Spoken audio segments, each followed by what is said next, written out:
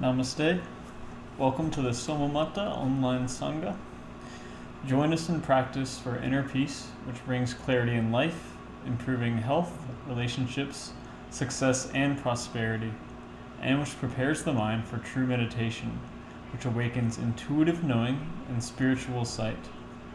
Each week, we are announcing upcoming events and opportunities to participate in the activities of the Soma Matha organization based near Richmond, Virginia. Led by Swami Gananathamritananda, the Soma Matha is dedicated to spreading authentic spiritual teachings on spiritual yoga, mantra, meditation, Ayurveda, and other Vedic sciences for the peace of the world. We are working to build a temple for goddess Shakambhari Devi. Each week we'll be sharing a teaching from Swamiji, doing a group mantra practice and meditation, and conducting a simple puja, or prayer ceremony, for the goddess to humbly supplicate her to bestow her blessings upon the Sangha. A Sangha is a spiritual community who come together to support one another in their practice. Each individual gains strength in their practice from the collective effort of the group. The strengths of one counterbalance the faults of another, and each individual contributes according to their own unique strengths and insights. The collective result is a practice which is capable of leading people deeper than their individual practice would normally allow. Please join us and contribute your own mindful and sincere efforts, and enjoy the boost to your own practice which Sangha offers. Sangha feeds our practice. It nourishes us and empowers our efforts.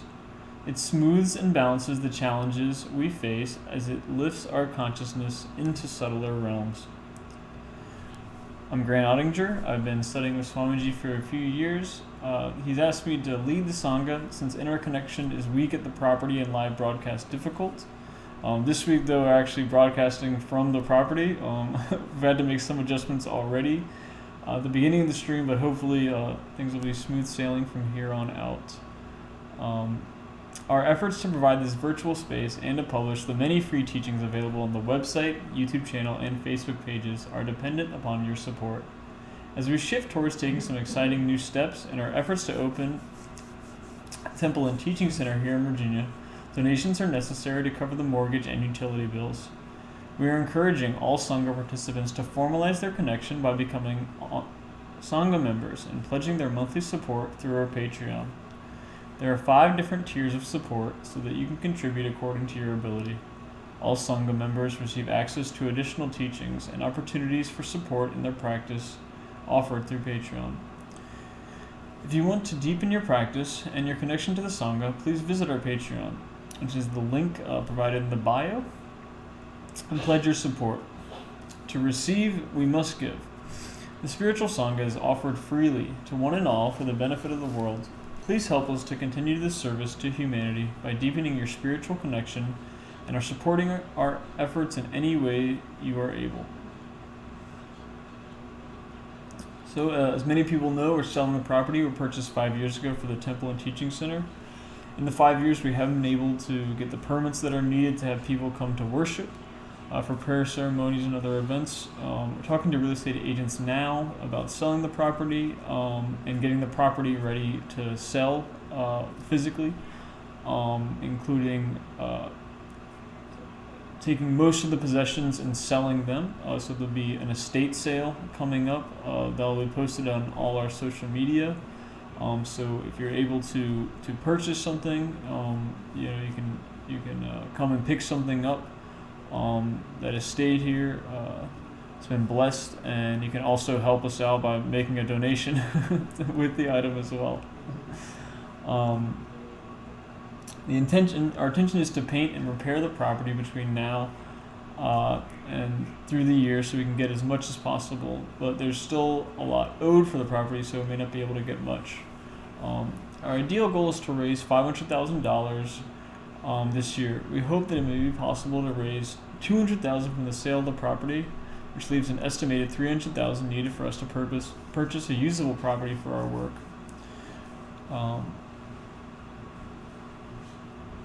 Through the years, Swamiji has conducted puja ceremonies and counseling services for hundreds of individuals, and countless thousands of people have benefited from the teachings offered freely online through the website, YouTube, Facebook page, and other avenues. Even if a few of these people are inspired to give back by contributing generously in our time of need, we will meet our goals easily. Please help us get out the message and keep us in your prayers. There are many ants and plantimals under our care now, which we intend to bring with us to the next location.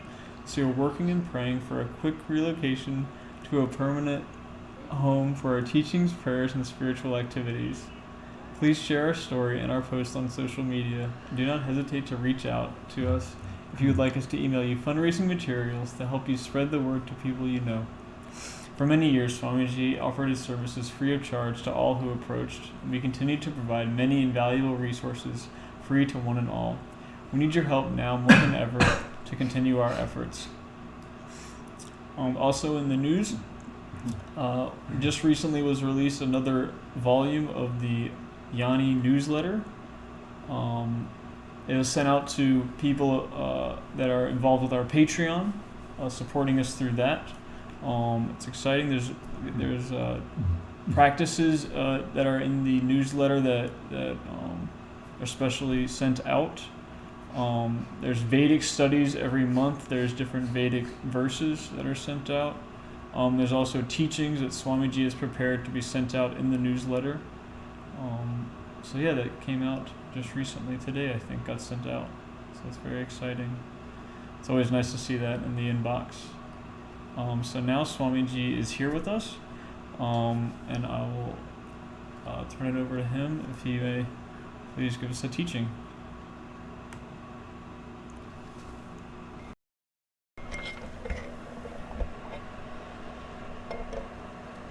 Namaste. So we just finished a yajna, a fire ceremony. People have been doing, a few people at least have been doing chanting practice for the past 40 days that they've just completed of the Gayatri mantra. Not the Devi Gayatri that we're chanting for the Sangha, but the Vedic Gayatri mantra. Om Bhur Bhuva Suvaha Tat Savitur Varenyam Bhargo Devasya Dhimahi Dhyo Yo Nah Prachodayat. This mantra is the most popular Vedic mantra, probably by far, that and Mahamrityunjaya mantra. And so they've been chanting 600 per day for 40 days, so for a total of 24,000 they've been chanting. And now we're doing the fire ceremony, and we're doing 600 a day for 4 days. So 2,400 will go into the fire. And we just completed that one, and I was thinking about some time in the past when I just kept a fire altar and I would just sleep, eat some simple food, and then get up and do the fire ceremony all day long. Just Om Swaha, Om Swaha. All kind of different mantras, different devatas. I was praying to Shiva a lot, Ganapati a lot, sometimes Goddess Durga, sometimes Navagrahas, 9 planets. And I had a lot of interesting experiences in those days that I just, for many months, I just did that all day long. And I'd stop, eat a little food, and then keep going. Sometimes I'd be guided to stop and then go walk around. And I was a very meditative state as I'd be doing that. It was difficult a lot of the times to talk to people because I couldn't hear what they were saying. I was focused too inwardly. I used to do some chanting also when I'd be driving the car. I'd go to visit various temples and go to assist with the Kumbhabhishekam, the consecration rituals and things. And I would have to stop chanting in the car a lot of times because I couldn't even see the road when I'd be chanting because I'd go within. And so when you do a lot of spiritual practice like that, you start to go within. And I was so inward that I couldn't hear sometimes. People would come up, they'd say hi, and try to talk to me, and I couldn't hear what they were saying. Other times I could hear a little bit what they were saying. It was very interesting. One guy that I knew, he came up and he wanted to talk, and he wanted to complain about some difficulties he was having in his life. And he came up and he said hello, and I said, hello, how are you? He said, I'm okay, and I could hear what he was saying. But then he'd start complaining, and I couldn't hear what he was saying, because the vibration of that complaint, that negative feelings that he was going into, was just too dull, too gross, too dense. And my consciousness was focused in this high vibration level. When I'd be doing the homam, I'd be seeing devas and seeing spiritual light and this kind of thing. So my consciousness was in a very high frequency space. And so that one day in particular, I could hear the positive things he would say. And, I would just tell him, I'd look at him and I'd say, I'm looking at you. I can see your lips moving. I can even hear the words, but it doesn't come together into a sentence that makes sense for me. And he tried it several times, I said, I'm sorry, I'm still not getting it. And he just had to give up. He had to give up, and he stopped talking the negative things, and then he would talk to me about positive things, and I could hear him. We talked for a short time, and then I think he got bored, and he wanted to go complain to somebody else who would listen. I listened, I just couldn't hear. So we get in a different state of consciousness when we do a lot of spiritual practice. And then in those days, as I'd be sitting doing the homam, birds and wild animals would come in, and they'd sit on the homakund and watch and participate in the ceremonies. Normally they wouldn't do that, They may be attracted by the good positive energy, but then they see the people sitting there and they fly away. But I wasn't really like a person sitting there. I was in a spiritual realm. Another time I was just sitting meditating. Actually, I was not sitting. I was having some back pain, so I laid down to meditate. I was just laying on my back, looking up at the sun, eyes closed, and just seeing the light of the sun through the closed eyelids. And I remember this snake came up onto my chest. And then later I finished the meditation. I was coming back into the body, and I started to open the eyes. I saw the snake, and for a moment I was fine with that, and the snake was fine with that. But then very quickly I went back into body sort of consciousness. And I was like, oh my goodness, a snake. And the snake was like, oh my goodness, a person. It seemed like a warm, very nice feeling place to sit, but as I started to wake up, the snake became concerned and just went away. When we're in a different state of consciousness, different things happen. Animals respond differently. People respond differently. Sometimes you have to have some awareness. Sometimes people are just walking around looking for trouble. And they would often come up to me because I'm wearing the robes, dhoti, angavastram, and in India this is common. In America it's very uncommon. You don't see people walking around wearing this very often, and so the people everywhere throughout the world are a little bit prejudiced against things that's strange to them, foreign to them, and so people would sometimes come up and just start punching me, hitting me. Sometimes they'd come up and they'd insult me, or they'd ask me very rude questions. One time someone threw their milkshake out the car window at me when I was standing there on the street. But I started to be able to identify when those people were coming at a distance. I would see them, like even before I could physically see them with the eyes, I'd see them blocks away, and I'd just avoid them. I'd go in a different direction. Sometimes if they're coming, I see them coming, and it's too late to completely avoid them, then I could just breathe in and take in some of their prejudice energy and their hatred energy, and breathe out and send them some peace and love and just calm them down a little bit.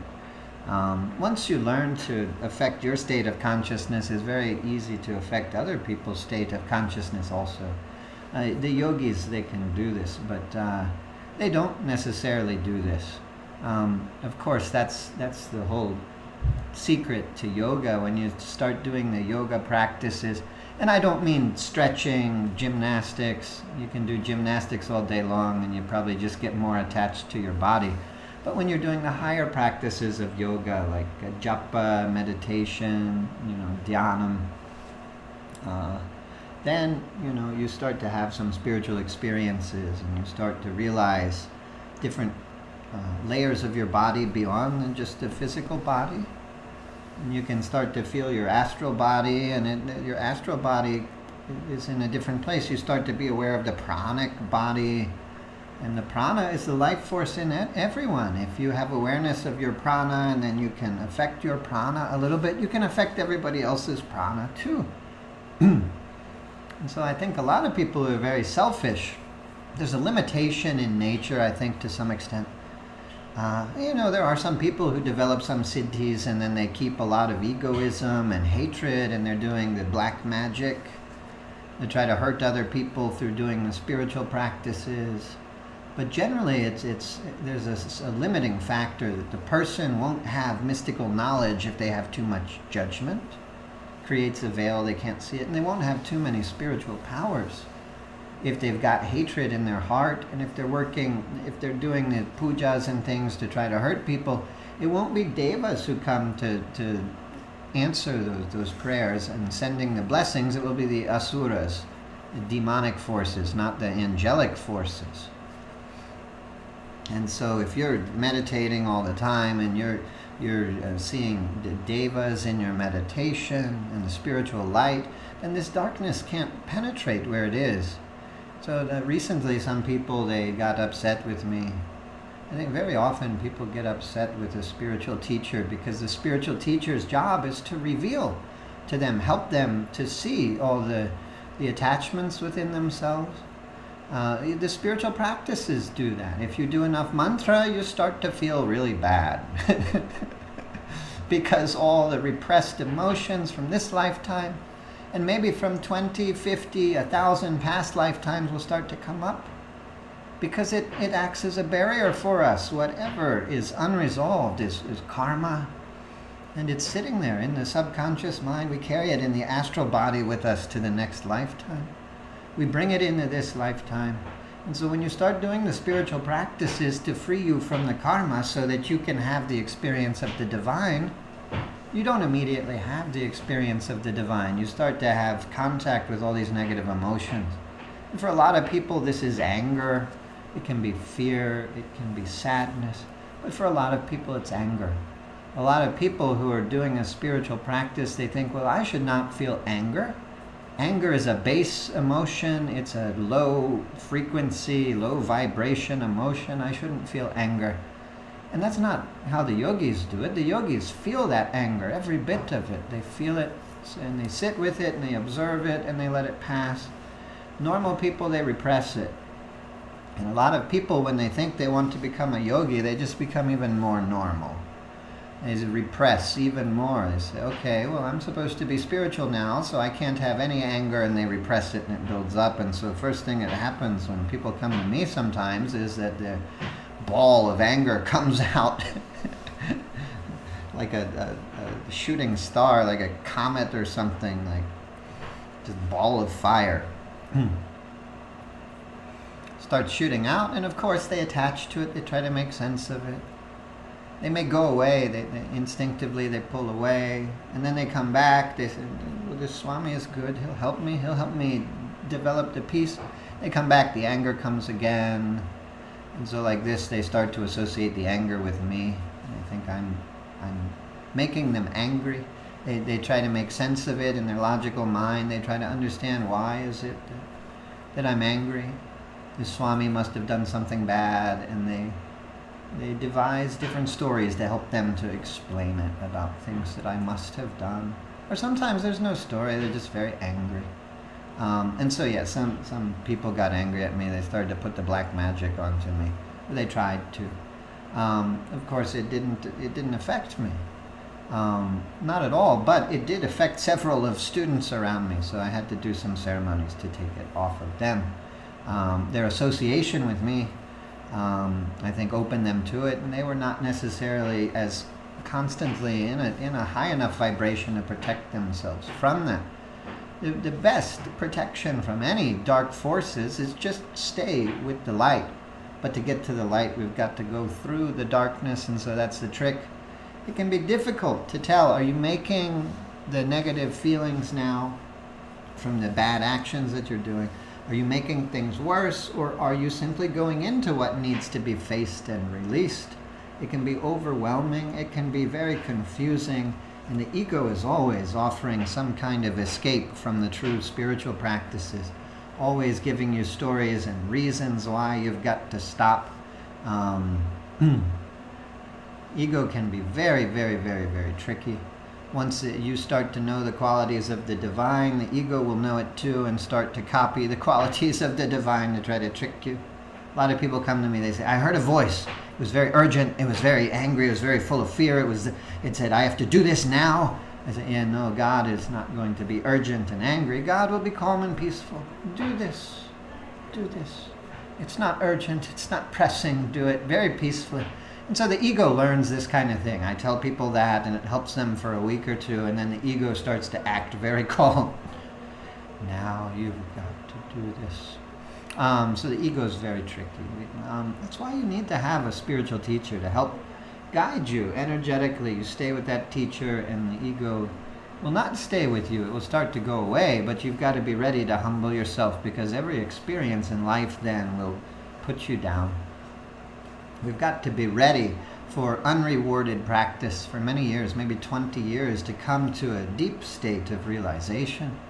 And we've got to give up every kind of thing, every external support. A lot of times when I went to see my gurus, I felt like I was like a trained dog in the circus or something, and they're holding the hoop of fire. I'm jumping through the hoop of fire, and every time I jump through, they don't say good job, they put the hoop higher, and I have to jump through. Some support comes out each time, it seems. And that's good, because it's challenging.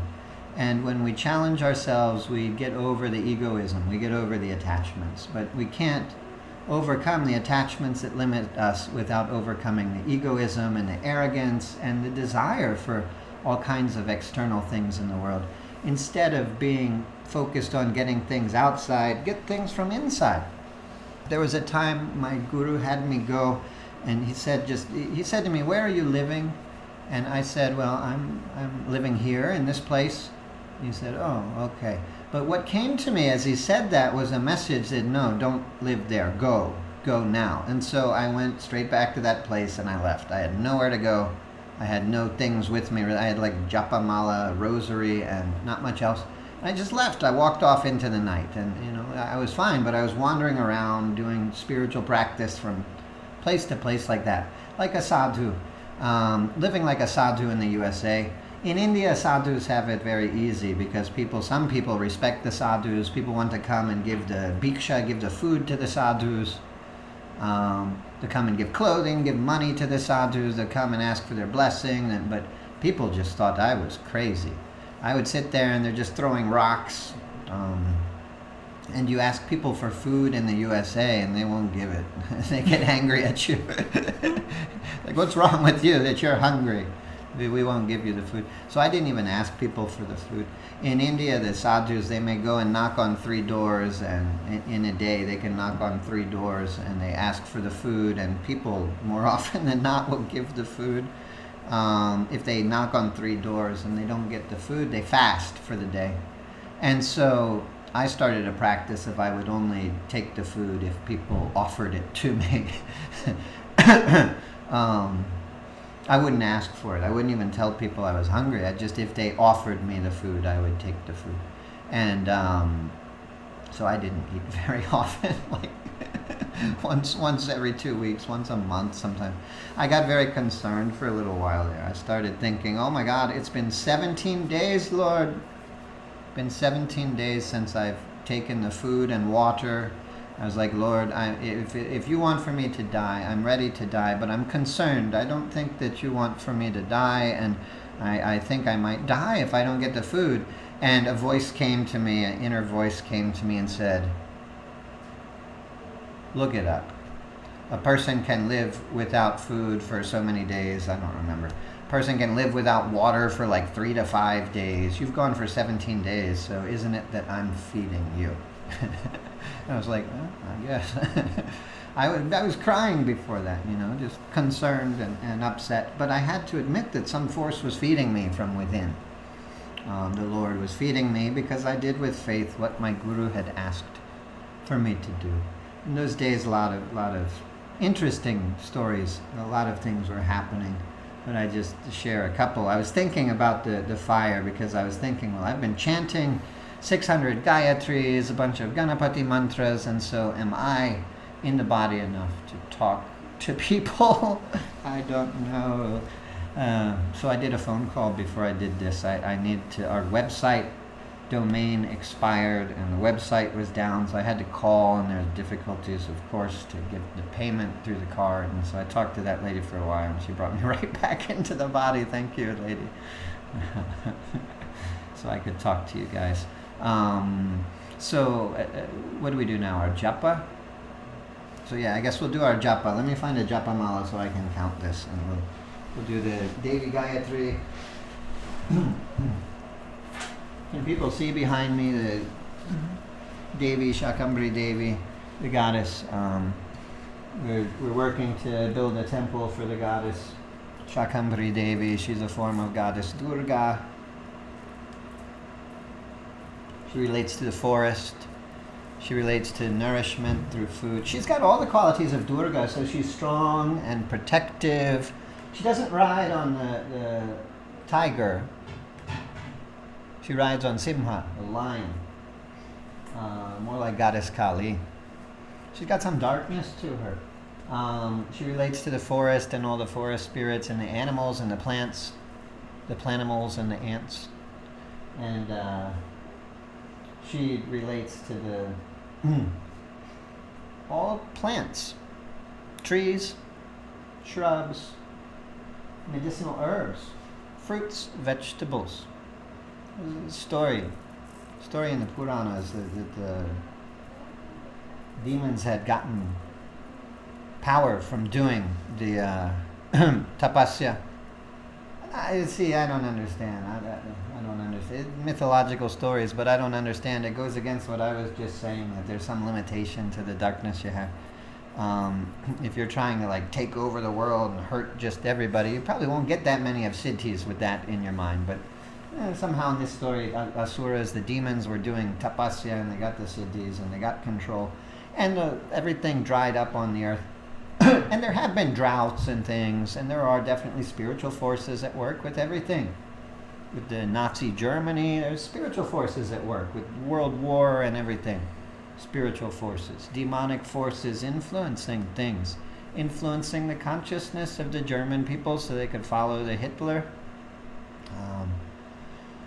So definitely there is some truth to all that, but you can't take these stories too literally. It's symbolic. It helps us to understand. God is not, the goddess is not in a human form like this.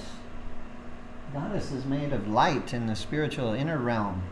She has the extra arms. This is symbolic. This is a meditation form for us as humans to look at, because it helps us to transcend our human experience.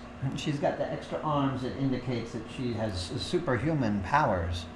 And when we meditate on this, it starts to awaken the superhuman, the spiritual, the yogic powers within us. And so she's got all these qualities of Durga. She's kind, she's protective, loving mother, but she's very strong. But then she's also got the aspect of nourishment, and she relates to the forest and the medicinal herbs, and working with Ayurveda. We thought it's very, very fitting. Really, the goddess came to me. I had never heard of Shakambhari. When some guy came and he gave me this photo, he said, "You need to build temple for Shakambhari." And I took that photo, and it was just like I felt, yes, that's right. I don't know who this is, but yes. And then I started to learn about her, and now we're learning even more about her by chanting the mantra. So we've given many times before the translation for this mantra, but really the mantra, the meaning of the mantra is the state of consciousness it brings you into. The spiritual experience it gives you. All these sacred mantras were revealed by the rishis, by the sages. They heard the mantras in their meditation, and we can use those mantras to bring us to that same state of realization that sage had experienced in their inner experience, in their meditation. So these mantras are a tool. They carry our consciousness when we focus on them, but we've got to repeat it a lot so that we can focus on it. They say when you do japa, Of course, when you use a japa mala, you pull it towards you. You use these two fingers. You don't use these fingers. And this meru bead, when you get to it, the meru, you don't go across it. You turn around the mala. You go in the other direction. You never go across the meru bead. But then your mala may have 108 beads, and so you can count the repetitions. We're going to do 108 of this Devi Gayatri mantra. But they say the most powerful japa is ajapa. At first, when you start saying a mantra, you should say it out loud. Om Narayanye cha vidmahe. Why? Is because the mind will be chattering.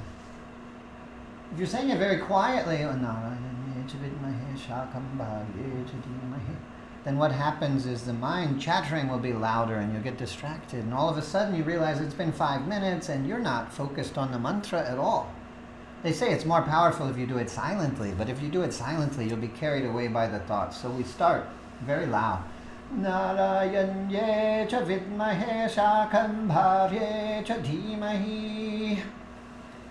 And what happens is then we can drown out however loud the chatter in the mind is. Oh my goodness, did I do this? Did I do that? Did I turn on this light? Did I close the door? Did I turn off the oven, the stove? Did I study enough for my examination? Did I work hard enough to get the promotion at work? Etc., etc. The mind is chattering. However loud it is, you can chant louder. And until that chattering starts to calm down, you need to stay focused on the mantra by chanting very loud. If you can do it without becoming distracted, then you can go quieter. But then when you start getting distracted, go louder again. And then you can just move your lips. Do it silently. And if you don't get distracted with that, then you can just not even move your lips and say it silently. And when that's loud enough that you can focus on it, you know you're really focusing on that mantra. But after you do a japa practice, you should sit for a few minutes at least in silence to do like a meditation. And feel the energy of that mantra. That's the experience you're going for. That once you've said enough of the japa, even when you don't say it, that mantra will be vibrating in your consciousness. And that is ajapa. The mantra that's vibrating in this yoga danda, in this japa mala, that is ajapa. The energy of the mantra just remaining there. So let's go ahead and do 108 of the mantra. Are we going to put the mantra on the screen so people can see it if they need? Om Shri Guru Bhyo Namaha. Harihi Om. Om Narayanye cha vidmahe Shakambhari cha dhimahi. Tanno Devi prachodayate. Om Narayanye cha vidmahe Shakambhari cha dhimahi. Tanno Devi prachodayate. Om Narayanye cha vidmahe Shakambhari cha dhimahi. Tanno Devi prachodayate. Om Narayanye cha vidmahe Shakambhari cha dhimahi. Tanno Devi prachodayate. Om Narayanye cha vidmahe Shakambhari cha dhimahi. Tanno Devi prachodayate. Om Narayanye cha vidmahe Shakambhari cha dhimahi. Tanno Devi prachodayate. Om Narayanye cha vidmahe Shakambhari cha dhimahi. Tanno Devi prachodayate. Om Narayanye cha vidmahe Shakambhari cha dhimahi. Tanno Devi prachodayate. Om Narayanye cha vidmahe Shakambhari cha dhimahi. Tanno Devi prachodayate. Om Narayanye cha vidmahe Shakambhari cha dhimahi. Tanno Devi prachodayate. Narayanye cha vidmahe Shakambhari cha dhimahi. Tanno Devi prachodayate. ॐ नारायण्ये च विद्महे शाकम्भरे च धीमहि तन्नो देवीः प्रचोदयात् ॐ नारायण्ये च विद्महे शाकम्भरे च धीमहि तन्नो देवीः प्रचोदयात् ॐ नारायण्ये च विद्महे शाकम्भरे च धीमहि तन्नो देवीः प्रचोदयात् ॐ नारायण्ये च विद्महे शाकम्भरे च धीमहि तन्नो देवीः प्रचोदयात् ॐ नारायण्ये च विद्महे शाकम्भरे च धीमहि तन्नो देवीः प्रचोदयात् ॐ नारायण्ये च विद्महे शाकम्भरे च धीमहि तन्नो देवीः प्रचोदयात् ॐ नारायण्ये च विद्महे शाकम्भरे च धीमहि तन्नो देवीः प्रचोदयात् ॐ नारायण्ये च विद्महे शाकम्भरे च धीमहि तन्नो देवीः प्रचोदयात् ॐ नारायण्ये भार्ये च धीमहि तन्नो देवीः प्रचोदयात् ॐ नारायण्ये च विद्महे शाकम्भरे च धीमहि तन्नो देवीः प्रचोदयात् ॐ नारायण्ये च विद्महे शाकम्भरे च धीमहि तन्नो देवीः प्रचोदयात् ॐ नारायण्ये च विद्महे शाकम्भरे च धीमहि तन्नो देवीः प्रचोदयात् ॐ नारायण्ये च विद्महे शाकम्भरे च धीमहि तन्नो देवीः प्रचोदयात् ॐ नारायण्ये च विद्महे शाकम्भरे च धीमहि तन्नो देवीः प्रचोदयात् ॐ नारायण्ये च विद्महे शाकम्भरे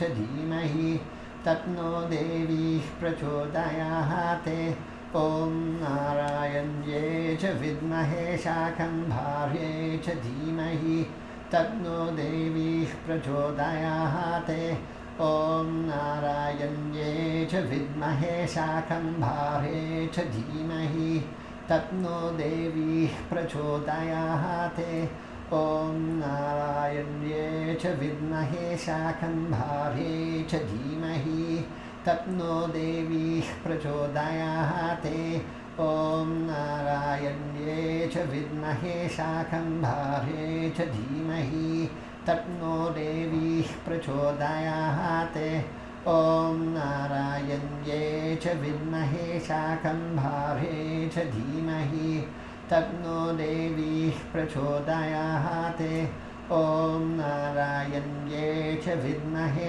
शाकम्भरे च धीमहि तन्नो देवीः प्रचोदयात् ॐ नारायण्ये च विद्महे शाकम्भरे च धीमहि तन्नो देवीः प्रचोदयात् ॐ नारायण्ये च विद्महे शाकम्भरे च धीमहि तन्नो देवीः प्रचोदयात् ॐ नारायण्ये च विद्महे शाकम्भरे च धीमहि तन्नो देवीः प्रचोदयात् ॐ नारायण्ये च विद्महे शाकम्भरे च धीमहि तन्नो देवीः प्रचोदयात् ॐ नारायण्ये च विद्महे शाकम्भरे च धीमहि तन्नो देवीः प्रचोदयात् ॐ नारायण्ये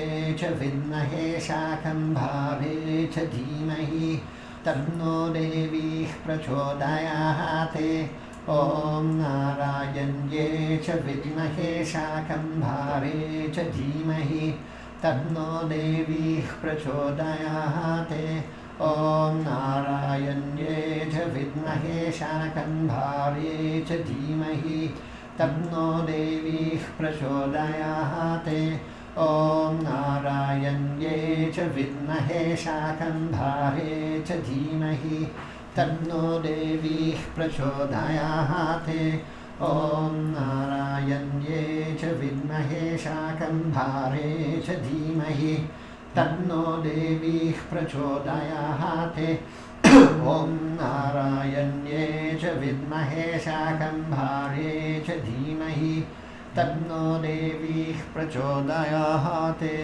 ॐ नारायण्ये च विद्महे शाकम्भरे च धीमहि तन्नो देवी प्रचोदयात् ॐ नारायण्ये च विद्महे शाकम्भरे च धीमहि तन्नो देवी प्रचोदयात् नारायण्ये च विद्महे शाकम्भरे च धीमहि तन्नो देवी प्रचोदयात् ॐ नारायण्ये च विद्महे शाकम्भरे च धीमहि तन्नो देवी प्रचोदयात् ॐ नारायण्ये च विद्महे शाकम्भरे च धीमहि तन्नो देवी प्रचोदयात् ॐ नारायण्ये च विद्महे शाकम्भरे च धीमहि तन्नो देवी प्रचोदयात् ॐ नारायण्ये च विद्महे शाकम्भरे च धीमहि तन्नो देवी प्रचोदयात् ॐ नारायण्ये च विद्महे शाकम्भरे च धीमहि तन्नो देवी प्रचोदयात् ॐ नारायण्ये च विद्महे शाकम्भरे च धीमहि तन्नो देवी प्रचोदयात् ॐ नारायण्ये च विद्महे शाकम्भरे च धीमहि तन्नो देवी प्रचोदयात् ॐ नारायण्ये च विद्महे शाकम्भरे च धीमहि तन्नो देवी प्रचोदयात् ॐ नारायण्ये च विद्महे शाकम्भरे च धीमहि तन्नो देवी प्रचोदयात् ॐ नारायण्ये च विद्महे शाकम्भरे च धीमहि तन्नो देवी प्रचोदयात् ॐ नारायण्ये च विद्महे शाकम्भरे च धीमहि तन्नो देवी प्रचोदयात् नारायण्ये च विद्महे शाकम्भरे च धीमहि तन्नो देवी प्रचोदयात् ॐ नारायण्ये च विद्महे शाकम्भरे च धीमहि तन्नो देवी प्रचोदयात् ॐ नारायण्ये च विद्महे शाकम्भरे च धीमहि तन्नो देवी प्रचोदयात् ॐ नारायण्ये च विद्महे शाकम्भरे च धीमहि तन्नो देवी प्रचोदयात् ॐ नारायण्ये च विद्महे शाकम्भरे च धीमहि तन्नो देवी प्रचोदयात् ॐ नारायण्ये च विद्महे शाकम्भरे च धीमहि तन्नो देवी प्रचोदयात् ॐ नारायण्ये च विद्महे शाकम्भरे च धीमहि तन्नो देवी प्रचोदयात् ॐ नारायण्ये च विद्महे शाकम्भरे च धीमहि तन्नो देवी प्रचोदयात् ॐ नारायण्ये च विद्महे शाकम्भरे च धीमहि तन्नो देवी प्रचोदयात् ॐ नारायण्ये च विद्महे शाकम्भरे च धीमहि तन्नो देवी प्रचोदयात् ॐ नारायण्ये च विद्महे शाकम्भरे च धीमहि तन्नो देवी प्रचोदयात् ॐ नारायण्ये च विद्महे शाकम्भरे च धीमहि तन्नो देवी प्रचोदयात् ॐ नारायण्ये च विद्महे शाकम्भरे च धीमहि तन्नो देवी प्रचोदयात् ॐ नारायण्ये च विद्महे शाकम्भर्ये च धीमहि तन्नो देवी प्रचोदयात् ॐ नारायण्ये च विद्महे शाकम्भर्ये च धीमहि तन्नो देवी प्रचोदयात् ॐ नारायण्ये च विद्महे शाकम्भर्ये च धीमहि तन्नो देवी प्रचोदयात् ॐ नारायण्ये च विद्महे शाकम्भर्ये च धीमहि तन्नो देवी प्रचोदयात् ॐ नारायण्ये च विद्महे शाकम्भर्ये च धीमहि तन्नो देवी प्रचोदयात् ॐ नारायण्ये च विद्महे शाकम्भर्ये च धीमहि तन्नो देवी प्रचोदयात् ॐ नारायण्ये च विद्महे शाकम्भर्ये च धीमहि तन्नो देवी प्रचोदयात् ॐ नारायण्ये च विद्महे शाकम्भर्ये च धीमहि तन्नो देवी प्रचोदयात् ॐ नारायण्ये च विद्महे शाकम्भर्ये च धीमहि तन्नो देवी प्रचोदयात् ॐ नारायण्ये च विद्महे शाकम्भर्ये च धीमहि तन्नो देवी प्रचोदयात् ॐ नारायण्ये च विद्महे शाकम्भर्ये च धीमहि तन्नो देवी प्रचोदयात् ॐ नारायण्ये च विद्महे शाकम्भर्ये च धीमहि तन्नो देवी प्रचोदयात् ॐ नारायण्ये च विद्महे शाकम्भर्ये च धीमहि तन्नो देवी प्रचोदयात् ॐ नारायण्ये च विद्महे शाकम्भर्ये च धीमहि तन्नो देवी प्रचोदयात् ॐ नारायण्ये च विद्महे शाकम्भर्ये च धीमहि तन्नो देवी प्रचोदयात् ॐ नारायण्ये च विद्महे शाकम्भर्ये च धीमहि तन्नो देवी प्रचोदयात् ॐ नारायण्ये च विद्महे शाकम्भर्ये च धीमहि तन्नो देवी प्रचोदयात् ॐ नारायण्ये च विद्महे शाकम्भर्ये च धीमहि तन्नो देवी प्रचोदयात् ॐ नारायण्ये च विद्महे शाकम्भर्ये च धीमहि तन्नो देवी प्रचोदयात् ॐ नारायण्ये च विद्महे शाकम्भर्ये च धीमहि तन्नो देवी प्रचोदयात् ॐ नारायण्ये च विद्महे शाकम्भर्ये च धीमहि तन्नो देवी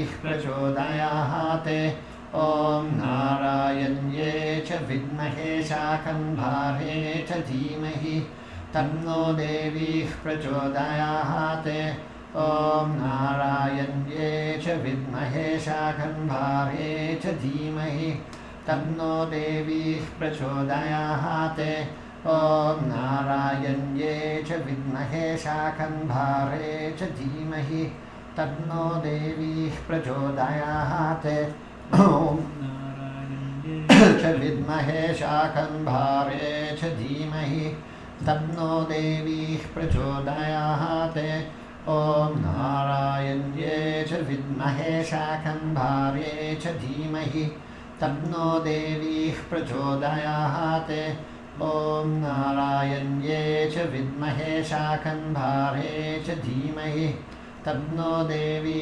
प्रचोदयात् ॐ नारायण्ये च विद्महे शाकम्भर्ये च धीमहि तन्नो देवी प्रचोदयात् ॐ नारायण्ये च विद्महे शाकम्भर्ये च धीमहि तन्नो देवी प्रचोदयात् ॐ नारायण्ये च विद्महे शाकम्भर्ये च धीमहि तन्नो देवी प्रचोदयात् ॐ नारायण्ये च विद्महे शाकम्भरे च धीमहि तन्नो देवी प्रचोदयात् ॐ नारायण्ये च विद्महे शाकम्भरे च धीमहि तन्नो देवी प्रचोदयात् ॐ नारायण्ये च विद्महे शाकम्भरे च धीमहि तन्नो देवी प्रचोदयात् ॐ नारायण्ये च विद्महे शाकम्भरे च धीमहि तन्नो देवी प्रचोदयात् ॐ नारायण्ये च विद्महे शाकम्भरे च धीमहि तन्नो देवी प्रचोदयात् ॐ नारायण्ये च विद्महे शाकम्भरे च धीमहि तन्नो देवी प्रचोदयात् ॐ नारायण्ये च विद्महे शाकम्भरे च धीमहि तन्नो देवी प्रचोदयात् ॐ नारायण्ये च विद्महे शाकम्भरे च धीमहि तन्नो देवी प्रचोदयात् ॐ नारायण्ये च विद्महे शाकम्भरे च धीमहि देवी प्रचोदयात् ॐ नारायण्ये च विद्महे शाकम्भरे च धीमहि तन्नो देवी प्रचोदयात् ॐ शान्ति शान्ति शान्तिः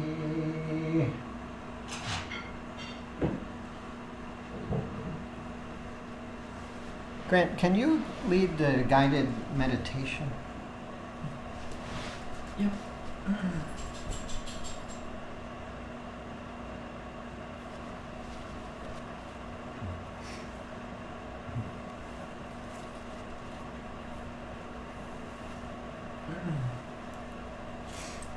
We'll do a short silent meditation.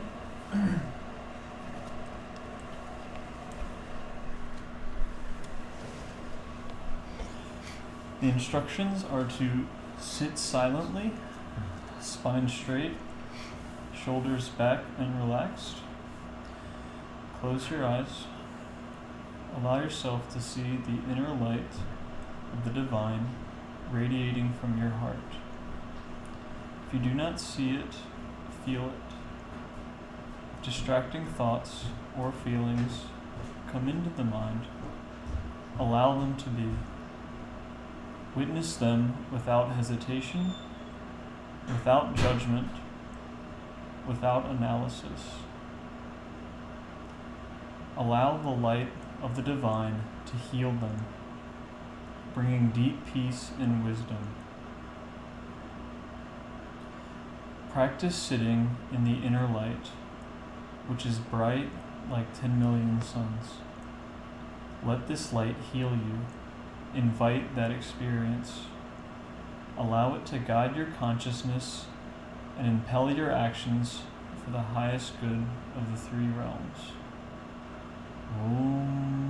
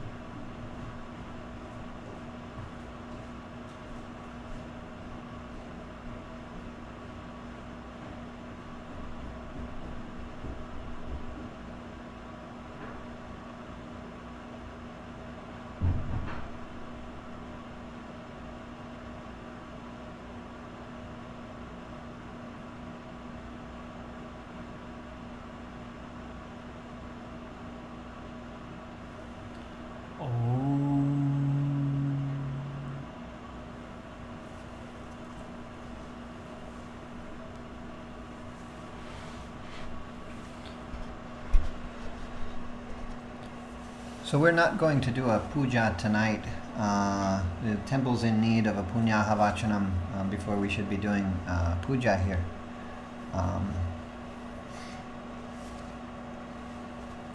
But I'm sorry people can't come physically because of the COVID and because we don't have the permits for people to come. But in the space where a lot of Veda mantras, the Sanskrit mantras, sacred mantras are recited, a palpable spiritual energy comes, and it gets on everything. Anything in that space becomes affected by that energy. There's even I remember one spiritual organization was taking some honey, or no, they had bees that were making the honey, and then they in the place where the bees were living by the beehive, they played a recording. They stuck a stereo there and played a recording of Samaveda chanting. How, etc. Like Samaveda, as they say, is very powerful. But they just played the recording, and then, then they sold the honey. They put it in a bottle, and they sold it for like 10 times the cost of regular honey, and they called it Vedic honey. Because the bees had listened to the chanting. And really it's probably more effective if they had like some pundits sit there and chant the Vedas, but I guess they didn't have pundits, they had the stereo, so they play that. Even a recording, even just hearing the sounds, it has an effect. And the sound, the recording carries the energy, just like the YouTube video carries the energy. But with YouTube, we have I don't understand too much how the internet works, but the signal goes out and it goes to some server and some other server and all that, and it goes into the YouTube, and then it comes into wherever YouTube is the website is being broadcast from, or whatever, and from our place, and it goes through so many places and so many places. Some computer technician was out here talking to us about our internet problems, and he's like, you can ping each one and test which one it is and so each of there's a place where the signal is being sent. So from here in Virginia is going to the YouTube, and I don't know where they are, New York, California, I don't know. And then so from YouTube, then it's going to wherever you are. It goes all the way to India through different servers. There's the energy of the website and the energy of everything. That's one reason we want to be in a rural location for this temple. Like in India, a lot of temples is not in the city; it's out in the rural area. There's less people are living, and a lot of trees and nature is there because it supports the spiritual energies. When you're in the city, everything works against the spiritual energies, and so maybe each of this server takes a little bit of the spiritual energy. We try to send it through. That's why it's good if you can light a lamp while we're doing Sangha, if you're in a distant place, or if you can chant the mantra with us, then you're opening a channel there in your place, and you'll feel the spiritual energy more. A little bit of the energy, I'm sure, will go through the video to anyone who is watching, but it's not the same as if you sit here in this space where we've been chanting so many mantras, so many Vedas for a long time. The energy builds up and you can really feel it, and that's the beauty of a temple space. As you go there, and there's so much spiritual practice has been done with the knowledge of how to do the rituals in the agamas. The agama shastras tell us how to do the temple rituals. It's very sacred science. It builds up the spiritual energy. People go there and they can be healed just to go there. They go there and they find the answers to their questions are just mysteriously answered. Their problems are resolved. Even we went to visit a local temple. It's a very powerful temple for Shirdi Sai Baba that's energized by one Guruji from Hyderabad. And that Guruji is very powerful. And we were having some difficulties here at the place, and we're doing all our regular pujas and things, but we went to that temple and just immediately all of those difficulties, they just went away. Every problem, like 5 problems was going on simultaneously, and they all got resolved like the next day. And when we went to visit the temple, it's the beauty of visiting a sacred space. But now we can't have satsanga because COVID. We can't go to a lot of the temples are closed. One temple, the big temple here in this area, was open, and then they had a COVID scare and they closed it. And that Sai Baba temple is totally closed right now, I think. Just for COVID, they're closed, and so we can't go and have the same experiences, so at least we can have the online Sangha connection and connect with that spiritual energy and get some of those blessings from doing our own practice. It's a time we can't go out, so we can go further within. We go within, and ultimately the temple is there. I don't need to go to any temple for my own happiness. I'm happy. I can go within and I can feel the darshan in any temple. I can go to Chidambaram inside myself. I can go to Rameshwaram inside myself. I can go to Tirupati. I can go to Sri Siddhivinayak temple. Any temple. I can go to all these temples. Mahakaleshwara. All these sacred, beautiful, wonderful temples. Jagannath, I can go just inside. I go and I sit there and I feel the darshan of the deity. Sometimes I'll even see the murti, the vigraham there, the image of the god, and see the people in there and what they're doing. Because you can go within really and connect with all these things. But until you have that experience, then you've got to do the outward practices. Abstain from the bad associations, abstain from the practices that bring your consciousness down, like saying bad things about people, and do the things that uplift you. Help people, be kind to people. Don't worry about what they said about you, worry about how you can help them. Do your spiritual practices. If you're going to watch some entertainment, watch something spiritual and uplifting, or at least watch some nature documentary or something. Don't watch shows about materialism. Don't watch the Bollywood and Hollywood about how you can have to have relationships and how you have to buy a fancy car and all this kind of thing. They don't say it, but it's very subtle. The advertisers pay these movie makers to put in these subtle things. The product is placed there in the movie. You have a Coca-Cola and a BMW car or whatever. I don't know, all these products. And nothing wrong with these products. It's fine. They make good products that people can eat and drink and nourish themselves, or that they can use the tools, the car, to get around places. And nothing against them, but we don't need excessive things. We can drink water, we can walk. Maybe not here, we're too far from things, but my car is 20 years old.